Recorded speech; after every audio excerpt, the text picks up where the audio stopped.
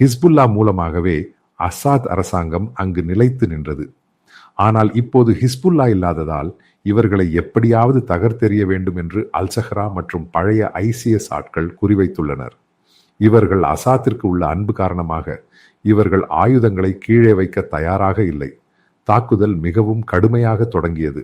பின்னர் அல்சஹ்ராவின் பழைய ஐசிஎஸ் ஆட்கள் இஸ்லாமிய முறையில் துன்புறுத்தல் தொடங்கினர். இவர்களின் தலைகளை வெட்டினர், கைகளை வெட்டினர். ஆனால் இவர்கள் அடிப்படையில் போர் வீரர்கள். இவர்கள் திரும்ப தாக்கத் தொடங்கினர்.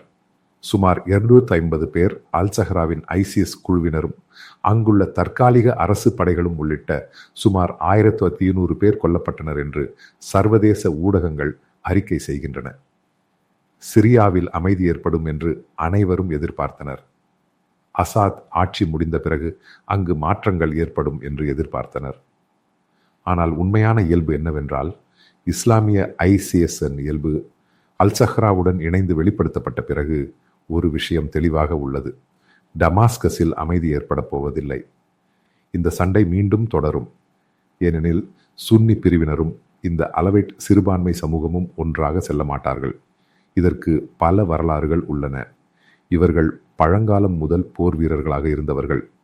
அசாத்தின் ஆட்சி காலத்தில் இவர்களுக்கு இராணுவத்திலும் அரசாங்கத்திலும் வேலைகள் வழங்கப்பட்டன. இவர்களுக்கு கல்வி வழங்கப்பட்டு இந்த சமூகத்தை மாற்றி எடுத்தனர். பின்னர் அல்சஹ்ரா திரும்பி இந்த சமூகத்தை அடக்க முயற்சித்தார்.